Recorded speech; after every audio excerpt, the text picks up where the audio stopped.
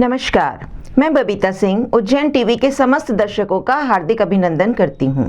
आज के प्रमुख समाचार इस प्रकार हैं। किसान कानून का ट्रेलर आया सामने। मक्सी रोड सब्जी मंडी में सब्जी उत्पादक किसान और व्यापारियों में तकरार। शासकीय कन्या माध्यमिक की छात्राओं को वितरित किए जाने वाले अनाज में निकले कीड़े, वितरण रोका गया। पुरातत्व विभाग की टीम पहुंची महाकाल, दीवार का किया परीक्षण। देवास गेट बस स्टैंड विवाद फिर उभरा, प्रशासन ने दिए निर्देश, बसें नानाखेड़ा से चलाएं। और माधव क्लब को दिया जाएगा पारिवारिक माहौल, निर्विरोध चुने गए सचिव ने बताई भावी योजनाएं। किसान कानून का ट्रेलर सामने आया। मक्सी रोड सब्जी मंडी में किसान और व्यापारी हुए आमने सामने।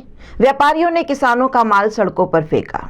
देश में संभवतः पहली बार किसान कानून के दुष्प्रभाव की झलक उज्जैन में देखने को मिली। अभी तो आगाज है, रोता है क्या, आगे आगे देख होता है क्या।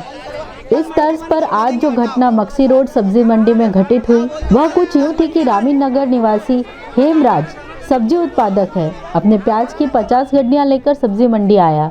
सब्जी मंडी के बड़े व्यापारियों से मोल भाव के पहले उसने किसी सामान्य नागरिक को 10 गड्डियां बेच दी। यह देख व्यापारी भड़क गए क्योंकि जिस भाव पर हेमराज ने गड्डी बेची वह व्यापारियों के भाव से ज्यादा थी। गणेशी भाई एवं अन्य गुस्साए व्यापारियों ने हेमराज का पूरा माल सड़क पर फेंक दिया। इस पर व्यथित हेमराज ने अपना दर्द कुछ यूँ बयां किया। मेरा माल इन्होंने फेंक दिया। आप आए, मेरे को मालूम कि आप व्यापारी हो के ये घरेलू हो, 10 गड्डी नहीं दूं क्या मैं? उठा के फेंक दी उन्होंने। क्या कहना है उनका कहने का मतलब कि तुम 10 गड्डी मत बेचो, 2 गड्डी मत बेचो, 5 गड्डी मत बेचो। अगर हमारी एक भाड़ा बच जाता है तो 100 रुपए का धन सीधा 50 रुपए मांगते हैं। दे दे क्या उनको हम? अरे तुम 10 रुपए कम दे दो, उसको 10 रुपए कम दे दो आप। और वो दिन भर हम मेहनत करे, ये करे। साइकिल से सामान लेके आया हूँ मैं, आज मेरी 40 गड्डी उन्होंने फेंक दी, सब वो चूर मूर हो रही है। उसका हर्जाना कौन दे रहा है मेरे को? अभी हाल 2-2 महीने, 2.5 महीने, 3-3 महीने की फसल होती है। एक और किसान राजेश हरोड़ ने भी अपनी पीड़ा व्यक्त की। राजेश के मुताबिक अगर हमें 2 पैसे ज्यादा मिले तो हम अपना उत्पादन किसे भी बेचें, मगर व्यापारी चाहते हैं कि हम माल उन्हीं को बेचें और उनके द्वारा तय किए भाव पर ही बेचें। मंडी में आज ये हुआ कि जो किसान फसल लेकर आया, व्यापारी उन्होंने हड़ताल कर दी थी, बोले किसान उनको माल बेचने नहीं देंगे। और मंडी में किसान उनको वो सौदा भी फेंक दिया, मंडी में माल भी फेंक दिया किसान उनका। और व्यापारी कह रहा है कि इनको 1-2 किलो मतलब वो 1-2 किलो ग्राहक को बेचने नहीं देंगे।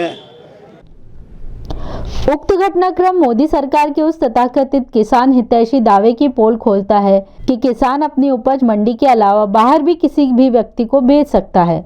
उक्त विवाद माधवनगर थाने में भी पहुंचा, जहां पुलिस ने किसानों और व्यापारियों को समझाइश देकर रवाना किया। मक्सी रोड की सब्जी मंडी में कुछ किसान और जो है कृषि सब्जी विक्रेताओं के बीच में कुछ बात को लेकर विवाद हो गया था। सभी लोग इकट्ठे होकर यहाँ पे आ गए थे थाने पर। कुछ महिलाएं भी आ गई थी जो कि खेरची क्रेता है सब्जियों की और ठेला लगा के अपने व्यापार को संचालित करती है। उन सभी को आपस में कुछ बात विवाद में के आधार पर जो हमारे द्वारा समस्या सुनी गई, सुनने के बाद निकाल करा गया, सबको समझाइश दी गई, चले गए सब लोग।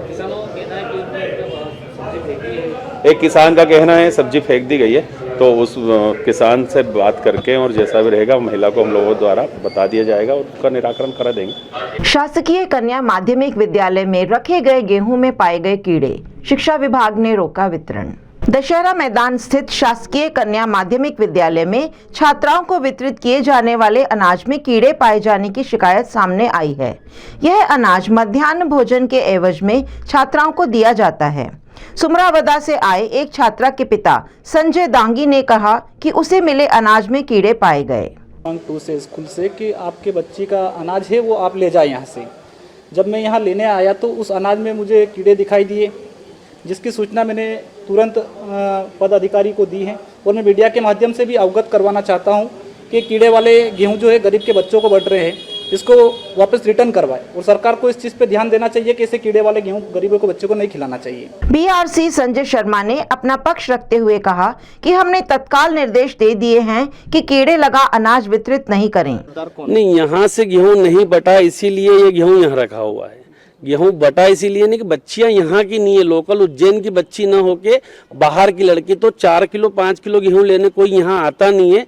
इस वजह से गेहूं वितरित नहीं हुआ है और कुछ बोरे खराब आए थे, तो इनको प्रधानाध्यापक को चाहिए था कि ये समूह से बात करे, क्योंकि वही समूह जो खाना वितरित करता है उसी की जवाबदारी थी गेहूं बांटने की, वितरित करने की। बीआरसी का इस ऑफिस से कोई लीजिए दीजिए नहीं है, जिला पंचायत ही गेहूं वितरित करवाता है और जो समूह है वही गेहूं, खराब गेहूं को वापस चेंज भी किया है। करीब शहर में 30 विद्यालय। इसकी शिकायत आप करेंगे? अभी हम इनको पत्र जारी कर रहे हैं, कुछ ही देर में ऑफिस से जाते ही मैं इनको पत्र जारी कर रहा हूं कि इन्होंने यदि खराब गेहूं था तो इन्होंने बदला क्यों नहीं और इन्होंने हमसे पत्र व्यवहार क्यों नहीं किया। अभी तक ये भी नहीं मालूम था कि गेहूं यहाँ रखा हुआ है, ये भी हमें मालूम नहीं था। विद्यालय की प्रधानाध्यापिका सुनीता सोलंकी ने कहा कि चूंकि पहली खेप में ही कीड़े लगा अनाज जानकारी में आ गया था, अतः हमने इस पर उचित कदम तत्काल उठाए। सर ये पहली थैली खोली अभी हमने, तो इसमें ये आज खुला है लाट, तो उसमें निकला है, तो पेरेंट्स को हमने मना कर दिया था कि ये आप मत ले जाओ, हम इसकी कार्रवाई करके हमारी एक अधिकारी से बात करके इसको रिटर्न करवा देंगे और अच्छा माल आएगा तब आपको हम फोन करके बोल देंगे। खाद्य विभाग अधिकारी बने सिंह देवरिया अपनी टीम के साथ मौके पर पहुंचे और परीक्षण किया। महाकाल परिसर खुदाई के दौरान मिले पुरातत्व अवशेषों के परीक्षण हेतु आई पुरावेत्ताओं की टीम। गहन परीक्षण किए जाएंगे। महाकाल विस्तारीकरण योजना के तहत जब मंदिर परिसर में खुदाई के दौरान प्राचीन मंदिर की दीवार मिली, तब से इस स्थान के पुरातत्व महत्व की चर्चा चल पड़ी।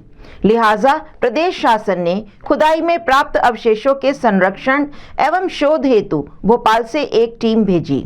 पुरातत्व सर्वेक्षण अधीक्षक डॉक्टर पीयूष भट्ट ने अपनी टीम के आगमन के आशय को स्पष्ट करते हुए कहा कि खुदाई में मिल रहे अवशेष पुरातत्व महत्व के होकर 10वीं सदी के हैं, जिन पर गहन रिसर्च आवश्यक है।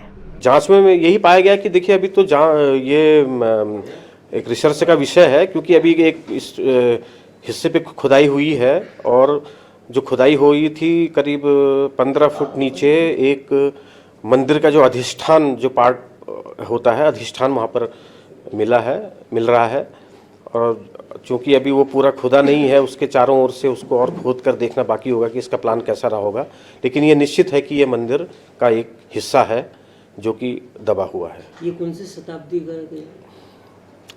अभी जो देखने में लग रहा है ये लगभग प्राचीन मंदिर है, लगभग 10वीं 11वीं शताब्दी का प्रतीत हो रहा है। जो आर्किटेक्चरल जो फ्रेगमेंट्स वहाँ पर गिरे हुए हैं दिख रहे हैं, तो उसके आधार पर, लेकिन उसी पीरियड का लग रहा है। जेल में बंद आरोपी की आत्महत्या के मामले को बंदी के परिजन हत्या होना बता रहे हैं। प्रकरण की जांच के लिए पुलिस अधीक्षक को दिया आवेदन। गौरतलब है कि हत्या के मामले का आरोपी सिराजुद्दीन पिता ताजुद्दीन भैरवगढ़ जेल में बंद था। उक्त कैदी की मृत्यु 2 नवंबर 2020 को हुई थी।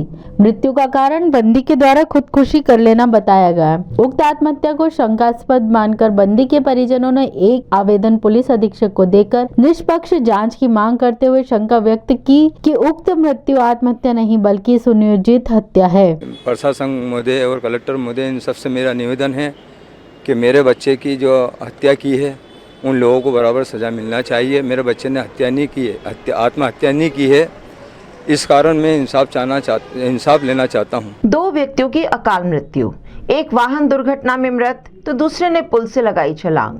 हादसों का साया शहर पर लंबे अरसे से मंडरा रहा है। यही वजह है कि आए दिन अकाल मृत्यु के समाचार मिल रहे हैं।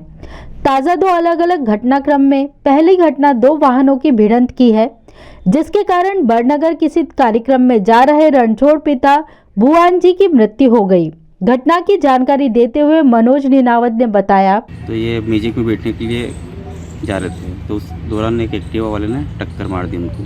तो 108 वाले ने, शायद पुलिस या 108 वाले ने उनको लाके अस्पताल में एडमिट कराया। आधे पौन घंटे बाद उनकी डेथ हो गई। इसी तरह दूसरी घटना आत्महत्या की है। सुनील पिता जगदीश निवासी गणेश नगर ने मंगलनाथ पुल से छलांग लगा दी, जिससे उसकी मृत्यु हो गई। हादसे का ब्यौरा देते हुए सीएसपी पल्लवी शुक्ला ने कहा, सुनील पिता जगदीश बैस निवासी गणेश नगर हमाली करता था। कल एक पेशी से लौटा था, उसके बाद वो मंगलनाथ घाट से कूद गया। फ्रूट जूस सेंटर मालिक को बीच बचाव महंगा पड़ा। झगड़ रहे 2 भाइयों में से एक ने बाट दे मारा। बीज बचाव के मामले में यह आम धारणा है कि बीज बचाव करने वाले को बीजवानी हमेशा महंगी पड़ती है। ऐसा ही एक वाकया स्थानीय टावर चौपाटी पर घटित हुआ। गुरु कहार नामक फ्रूट जूस सेंटर पर दो सगे भाइयों में झगड़ा हो गया। उन्हें झगड़ता देख गुरु कहार ने बीज बचाव की कोशिश की तो बड़े भाई ने गुरु कहार के माथे पर बाट मार दिया, जिससे वह लहूलुहान हो गया। रक्त रंजित गुरु कहार ने बताया, ये इनमें से एक छोटा वाला काम करता है। तो दोनों आपस में लड़ रहे थे, उनको छड़ाने गया, उसका बड़ा भाई आया, उन्हें पीछे से बाट मार दिया।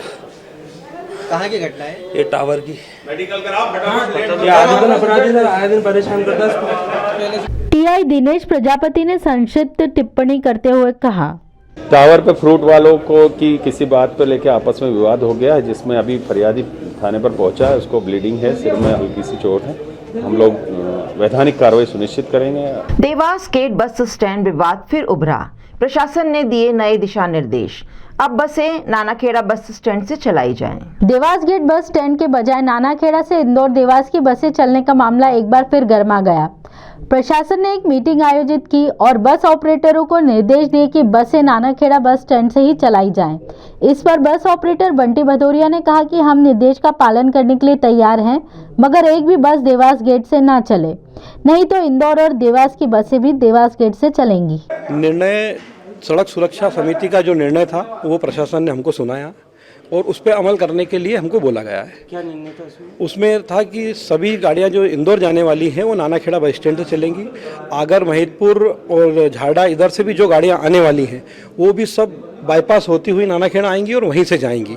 इस पे अमल कराने के लिए उन्होंने आज बैठक रखी थी, तो सभी लोगों ने स्वीकार किया कि अगर सभी लोग बस जो है नानाखेड़ा से देवास गेट नहीं लाते तो सब चलेंगी, और किसी एक की भी अगर वहाँ पर आएगी तो ये मान के चलना कि सभी बसें वहाँ से ही चलेंगी फिर देवास गेट से। एक सदी पुराने माधव क्लब में सचिव पद पर शैलेश कलवाड़िया निर्विरोध विजयी।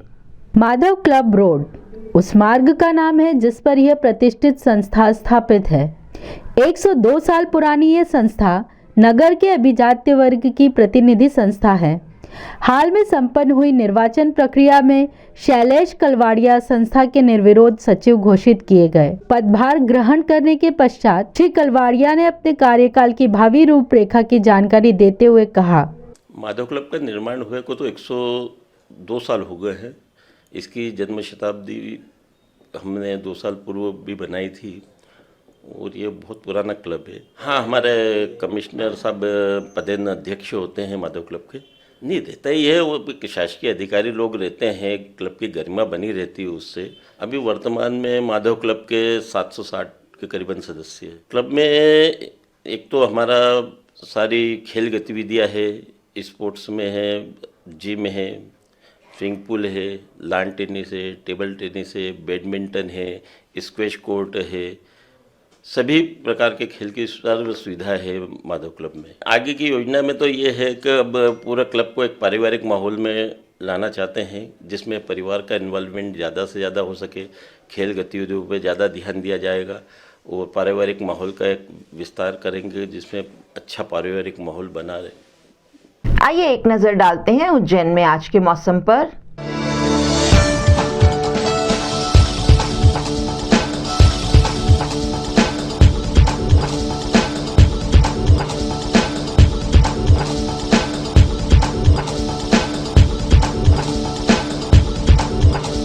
अंत में आज के मुख्य समाचार एक बार फिर। किसान कानून का ट्रेलर आया सामने। मक्सी रोड सब्जी मंडी में सब्जी उत्पादक किसान और व्यापारियों में तकरार। शासकीय कन्या माध्यमिक की छात्राओं को वितरित किए जाने वाले अनाज में निकले कीड़े, वितरण रोका गया। पुरातत्व विभाग की टीम पहुंची महाकाल, दीवार का किया परीक्षण। देवास गेट बस स्टैंड विवाद फिर उभरा। प्रशासन ने दिए निर्देश, बसें नानाखेड़ा से चलाएं। और माधव क्लब को दिया जाएगा पारिवारिक माहौल, निर्विरोध चुने गए सचिव ने बताई भावी योजनाएं। तो ये थे आज के प्रमुख समाचार। ऐसी ही ताज़ा खबरों के लिए हमारे साथ बने रहिए उज्जैन टीवी पर। नमस्कार।